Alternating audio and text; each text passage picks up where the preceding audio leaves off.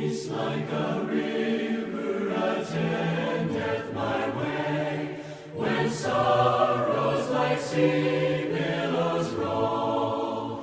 Whatever my lot, thou hast taught me to say, it is well with my soul. There's always been one thing in the New Testament that's fascinated me more than anything. And many of you may be wondering what that is, and your mind may have went to a couple of different places.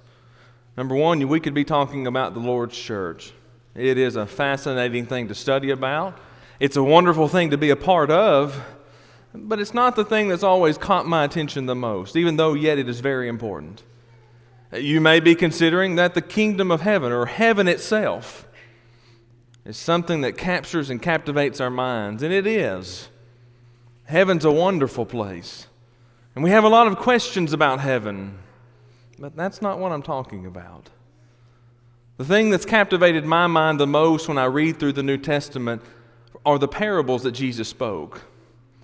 Because in the midst of those parables, even though some of them are so plain, some of them are complex, we find some things that yet still to this very day apply. And that's really something that applies to the whole New Testament as a whole. But these parables, they were specific in their time in which they were spoken. They were specific in the occasion in which brought them on. And the one in which we're going to look at tonight is specific in itself as well, from Matthew chapter 25. I want us tonight to spend some time looking at this particular parable in Matthew 25, about the 5 foolish and the 5 who were wise. Because in the midst of this, there are several great things that stand out, and I find them to be the most intriguing. If we look at this particular parable here, we're going to find some interesting things. In this particular chapter itself, in Matthew chapter 25, there are 3 different things happening through all the verses of 46 in total. The parable in which is going to take our consideration tonight, the parable of the 10 virgins through the first 13 verses. And the parable of the talents from verse 14 all the way down to verse 30. And the parable of the sheep and the goats from verse 31 to verse 46. Tonight, just 13 verses will captivate our attention and demand at the end of this particular 13 verses for us to have to answer one question. And I'm going to go ahead and give you the question so you can be thinking about it all throughout the evening. Who am I? I want you to think of the question, who am I? What role do I fit? What role do I play? Who am I if I were one of those in this particular parable? Who would I be? Because there's so many people happening here. Let's just get down to the point of the matter. Let's start by reading verses 1 through 5 and begin our discussion in the preparation. In Matthew 25, 1 through 5, "Then shall the kingdom of heaven be likened unto 10 virgins, which took their lamps, and went forth to meet the bridegroom. And 5 of them were wise, and 5 foolish. They that were foolish took their lamps, and took no oil with them. But the wise took oil in their vessels with their lamps. While the bridegroom tarried, they all slumbered and slept." In the midst of this, as it's beginning, there are several things that stand out to us. The first being the elements that are contained within what's already been spoken. Here's the very first bit of them. From verses 1 through 4, there are several elements. 2 that stand out the most to us. Number 1, we see the foolish. I think if we look at verses 1 through 4, the thing that stands out the most to us is that word foolish. We could define it in many different ways. Unwise, that's the very opposite of what they are, or the wise men. Or we could say them this way. There were the 5 in which were unprepared. They weren't ready for what they were going into, even though they, and the 5 in which are described as wise, were headed in the same direction. I want us to note in the very beginning of what we're looking at, these 10 individuals were all going to the same place. They were all headed the same direction, and they all thought they were going to make it to their original destination. Then there are the 5 wise. They take the extra oil. But it's not just the extra oil in which they take. They took the time to prepare their vessels. They took the time to get that extra oil. And they took the time to not only prepare it, here's the most important part about them, they took it with them. You know, we can prepare a lot of things, but if we leave it at home, it does us no good. Have you ever intended on taking your lunch with you? You get to work and you go to the fridge and there's nothing there with your name on it. And you realize really quickly, that's at home. The same would be of these 10 people. They knew they might need it. But 5 decided, I'm going to go without it. I'm going to risk it. I'm going to see if I can get away with it. 5 decided, or may have not decided, 5 may have said, you know, I left it at home. You know, it's sitting on the counter. I left it in the garage, that oil that I need to light my lamp. There are elements. 5 wise, 5 foolish. Then there is the delaying, which happens in verse 5. While the bridegroom tarried, they all slumbered and slept. I want us to notice a few things. These 10 people, in which are being described as likened unto the kingdom of heaven, they went forth to meet the bridegroom. Here's what they've done. All 10 have traveled to meet the bridegroom. They were on their way to their destination. All 10 put oil in their lamps and made them ready in which they could be lit at a moment's notice. And they were all there waiting. At their despise and at their misfortune, the bridegroom tarried. I want you to notice as well, all 10 individuals were delayed. All 10 individuals were delayed. And here's why I'm bringing this up. These 10 people, in which we usually categorize into 2 different categories, the foolish and the wise, everything in which they know is equal. Everything in which they needed was the same. And the place in which all 10 of them were going was exactly the same. Remember that as we keep going. Here's the question, what did they do?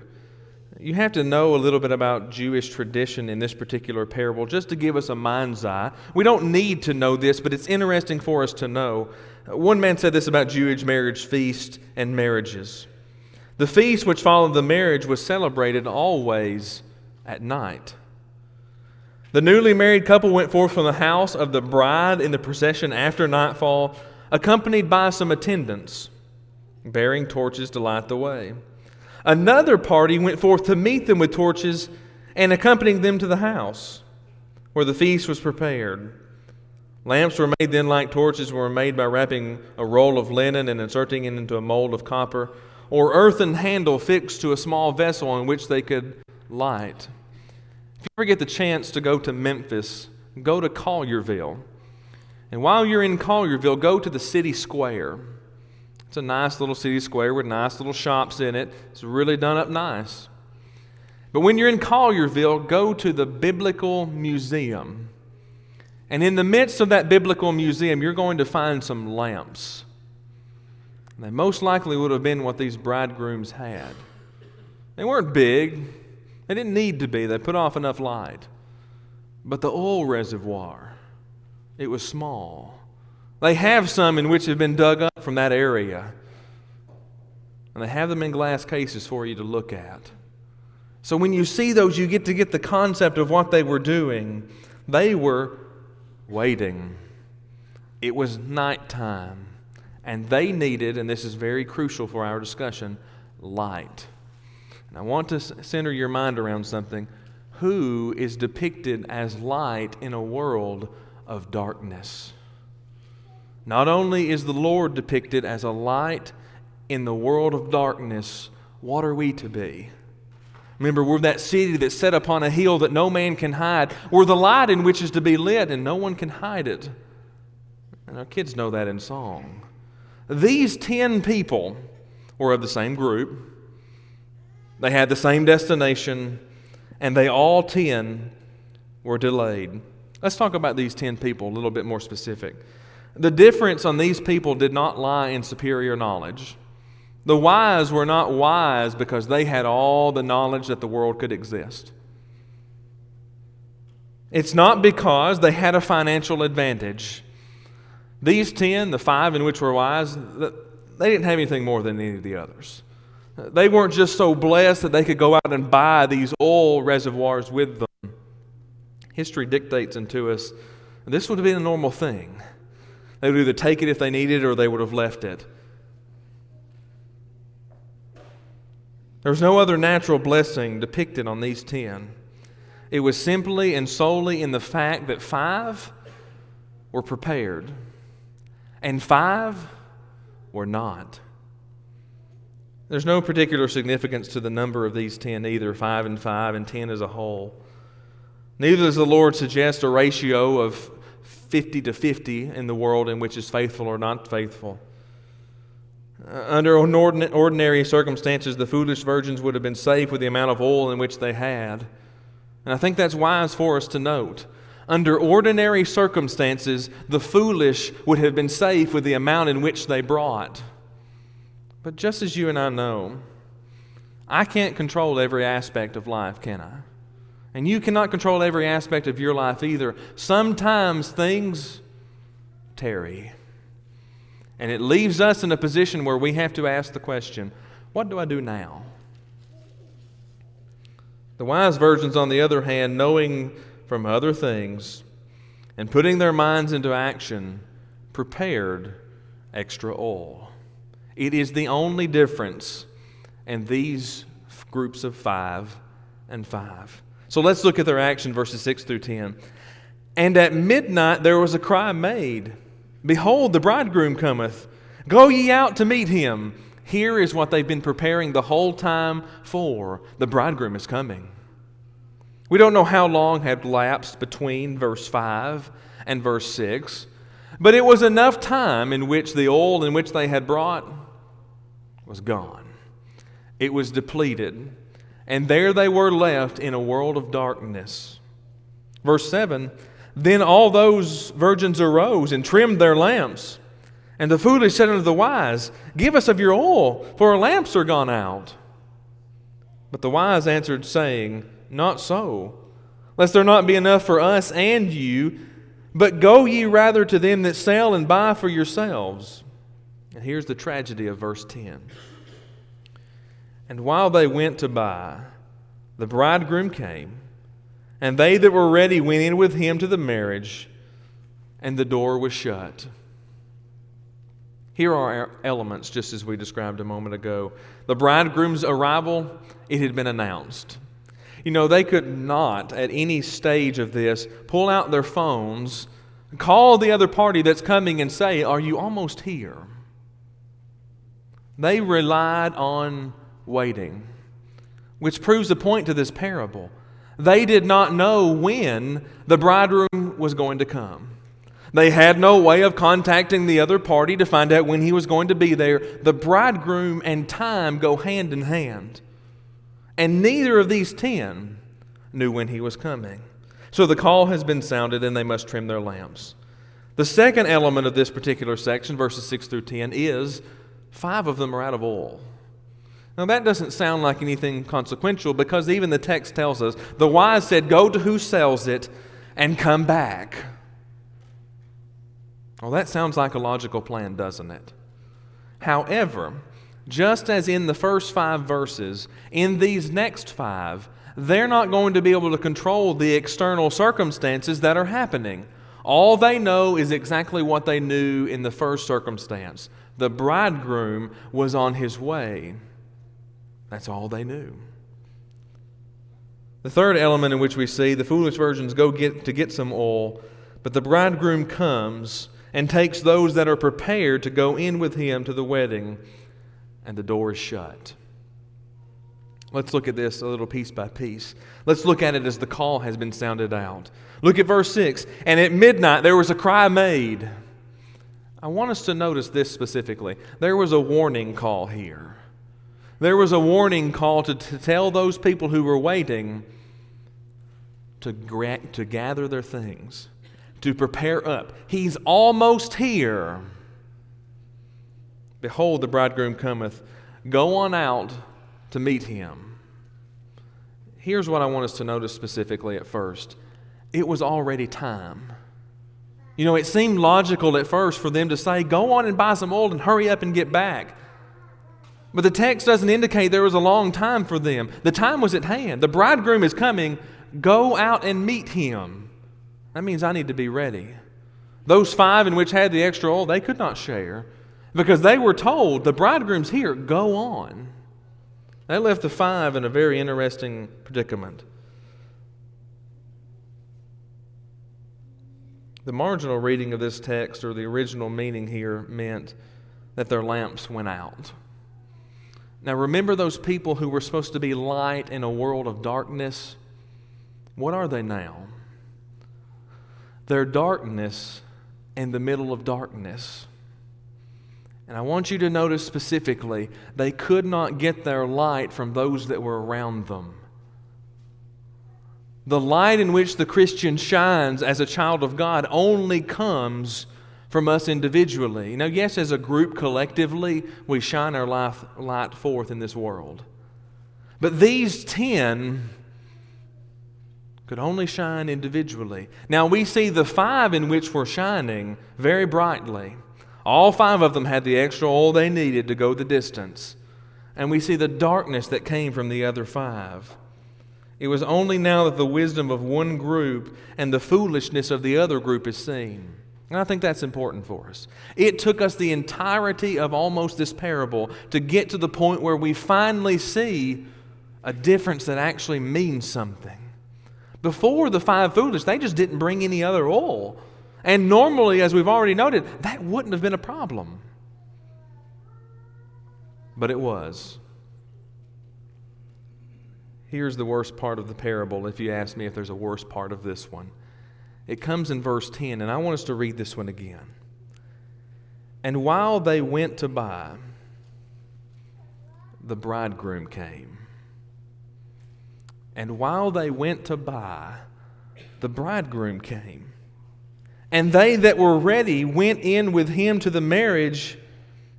And here it is, the worst section of the parable.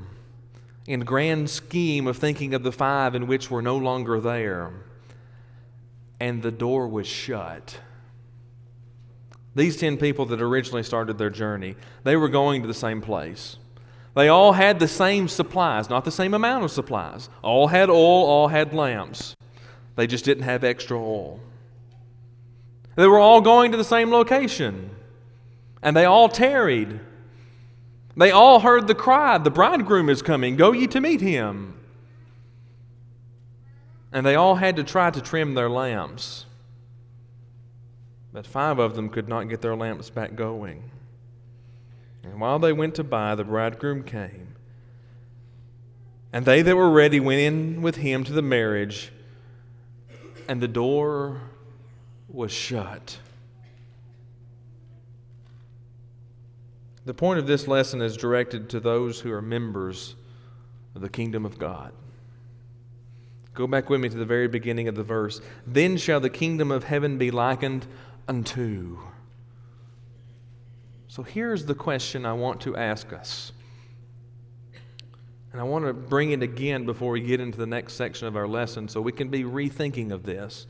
Who are we? Who are we? Are we the 5 that were wise? Would we be considered prepared people? Would I be considered the 5 that are considered foolish? You know, they had everything they needed. They just didn't have enough. Which one am I? There's only 2 classifications of people being involved in this parable, even though there are others being involved. There's the bridegroom who was coming. The bridegroom did not tell these in which were waiting on him, I'm on my way. But I want you to notice this about the bridegroom, because there's one other characteristic individual that's mentioned in this parable that usually we forget about. Go back to verse 6. And at midnight there was a cry made. Someone made the cry. Someone made the cry. So we're seeing in the retrospect of what we're looking at, there are 12 individuals mentioned in this parable. The one who was coming as the bridegroom, the one whom cried out, the 5 in which were prepared, and the 5 in which were shut out. It's directed at those who are members of the Lord's church, which tells me something to you and me. This is intensely personal. And every one of us in this room right now should be considering who in the world we are, because we're only going to be characteristic of the two. Those who reject the gospel or try to climb up in some other ways described in John chapter 10, verse 1, will be lost. But those who will be faithful, I may want to say it this way, those in which have prepared will be found waiting when the bridegroom comes. Let's look at the results. Here are the elements of the results, and this happens in verses 11 through 13. Read those with me. Afterward came also the other virgins, saying, Lord, Lord, open up unto us. But he answered and said, Verily I say unto you, I know you not. And here's the answer of the parable. Watch therefore, for ye know neither the day nor the hour wherein the Son of Man cometh. Here are the elements. The foolish arrive, and here is what they see. The door unto the marriage is shut, and they have no way to enter into the marriage feast. The application is made in verse 13. Be prepared. So our elements for this particular section are as follows. Those who were foolish, they made it back to their final destination. However, they were not allowed in the door. Here's the pleading. I believe in which goes along with and the door was shut was what happens in verses 11 and 12. I believe it's among some of the saddest depictions in the New Testament of those who are lost. We read over and over of those who are lost, of weeping and gnashing of teeth, of crying, of pain and despair. But I think nothing cuts deeper than these words. Lord, Lord, open unto us. In other words, they're saying, we're finally here. It took us a while, but we're here. And then we see verse 12. And I believe it's one of the saddest, yet one of my favorite parts, because he answers them. He doesn't leave them just standing there knocking on that door. He answers them. Here's what he said. Read it with me, verse 12, the latter part. Verily I say unto you, I know you not.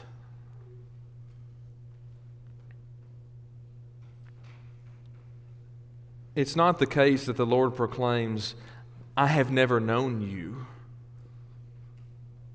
But it's the case in which he proclaims, I know you no longer. Remember, this individual in which is answering them at the door was the same one as the bridegroom. And he is the one that would have been responsible for sending these 10 individuals to go wait upon him. He knew who they were. He knew what they took. He knew what they were going to be. And he knew that they were tarrying for him. He knew who they were. But he does not any longer. He proclaims that they have left him. The Lord is described as the good shepherd, and he knows his sheep. The same is found in 2 Timothy 2:19 and Matthew 7:23. He knows who these people are. Now let's get this part. and the lesson will be yours.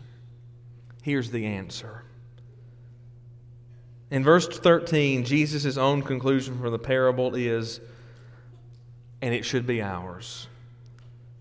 Watch therefore, for ye know neither the day nor the hour wherein the Son of Man cometh. The meaning of watch is not restricting to stay awake, but it includes the thoroughness of preparation and the attitude of alertness in which is needed, the thoughtfulness of concern and care, the time in which it takes to foresee the unforeseen, and the conscience readiness at all times to respond to a divine summons. This is a serious matter. The wise virgins in which were asleep with the foolish ones were just as those foolish.